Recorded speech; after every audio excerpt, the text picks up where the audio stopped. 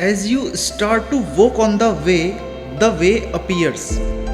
रूमी साहब का ये कोट मैंने बहुत बार पढ़ा, लेकिन समझ नहीं आ रहा था कि इसको अपनी लाइफ में अप्लाई कैसे किया जाए। फिर एक दिन फ्री बैठा था तो सोचा कि कुछ इंटरेस्टिंग सा पढ़ा जाए। व्हाट्सएप ओपन किया तो एक फ़नी स्टोरी सामने आ गई और मेरे कॉन्सेप्ट का सॉल्यूशन मिल गया।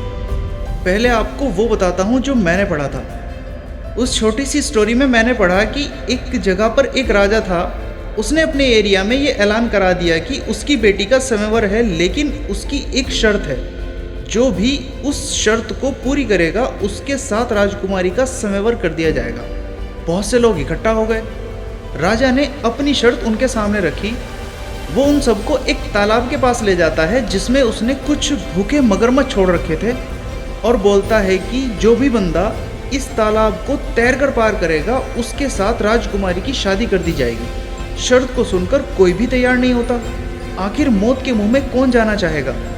तभी एक जांबाज अपनी जान पर खेलकर तालाब में कूद जाता है और पूरी बहादुरी के साथ तैरने लगता है, और फाइनली किसी न किसी तरह से मगरमच्छों से बचकर तालाब को पार कर देता है। राजा ये देखकर बहुत खुश होता है और राजकुमारी से उसकी शादी कर दी जाती है। स्वयंवर के बाद जब सब बाहर आते हैं तो सब उस बंदे से पूछते हैं कि आपने ये सब कैसे किया, हमने ऐसी बहादुरी आज तक नहीं देखी। तब वो आदमी कहता है कि ये सब तो मैं बाद में बताऊंगा, पहले ये बताओ कि मुझे तालाब में धक्का किसने दिया था। स्टोरी फनी है, बट जब किसी चीज़ को देखने की आपकी अप्रोच, आपका नज़रिया अलग हो जाता है तो आपकी प्रॉब्लम्स भी सॉल्व हो सकती हैं, जैसे मेरी हो गई। तो अब चलते हैं रूमी साहब के कोट पर। वो कहते हैं, as you start to walk on the way appears. इसका सीधा मतलब है कि जैसे ही आप रास्ते पर चलना शुरू कर देते हो तो आगे का रास्ता खुद दिखने लगता है और आपको समझ आ जाता है कि कैसे आगे बढ़ना है। फिर रास्ता खुद आपको आपकी मंजिल तक पहुंचा देता है। अगर उस बंदे को तालाब में कोई धक्का ना देता तो सब की तरह वो भी वापस चला जाता, लेकिन तालाब में गिरने के बाद सबसे पहली चीज़ उसके लिए थी अपनी जान बचाना। अब उसने वो सब किया जिससे उसकी जान बच सकती थी। पहले जान बचे, फिर देखा जाएगा जो होगा। उसने जान बचाने के लिए सारे एक्सपेरिमेंट्स किए और बाहर निकल गया।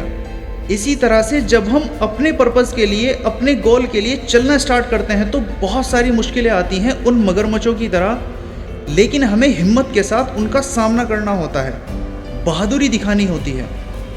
I hope purpose of the story आपको समझ आ गई होगी।